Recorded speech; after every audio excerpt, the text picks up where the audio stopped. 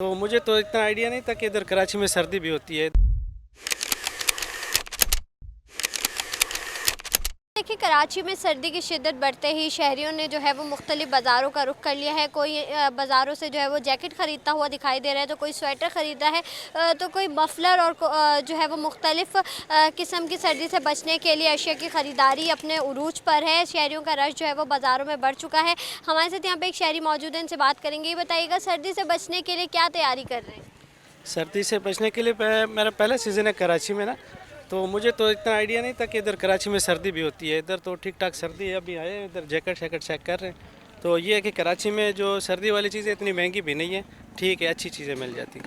अच्छा, ये बताइएगा, आपको कराची की सर्दी कैसी लग रही है? किस तरह से इसको एंजॉय कर रहे हैं? कराची की सर्दी, क्योंकि मैंने इधर गर्मी का सीज़न गुजारा तो बहुत तंग हुआ था, तो कराची की सर्दी तो बहुत ही अच्छी लग रही है, यानी कि बहुत मज़ा आ रहा है। क्योंकि हम जिधर से आए तो उधर सर्दी ज़्यादा है, इधर भी सर्दी फील हो रही है, लेकिन जितना हमने सुना था कि सर्दी नहीं होती, तो सर्दी है और ठीक ठाक सर्दी है। और चाय काफ़ी सारी चीज़ें कराची में तो हर लिहाज से, चाय काफ़ी हो गई, बिरयानी हो गई, खाने पीने, कराची तो सारी चीज़ें एंजॉय कर रहे हैं। सिर्फ ये नहीं कि हम सिर्फ चाय एंजॉय कर रहे हैं। ये मुख्तलिफ कीमतें, हर चीज़ जो है ना क्वालिटी का बात है ना। कोई 200 में भी है, 150 में भी है, 400 में भी है, 600 में भी है। बस लोग ख़रीदता है, कोई किसी का क्या शौक़ है उसी रेट में लेता है। और इधर जो यहाँ पे जो है ना, हम लोग जो है ना चीज़ सस्ता लाता है, सस्ता देता है। कोई और जगह की तरह, कोई और शहरों की तरह नहीं है। मतलब जैकेट हम लोग लाता है ना तो सस्ता देता है।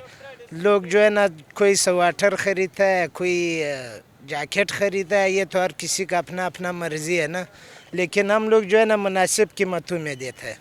अस्सलाम वालेकुम। मेरे को दूसरा तीसरा साल है कराची में। आज गांव जा रहा हूं, तो गांव वालों ने बोला कि एक दो सूटर जो है ना हमारे लिए लेके आना।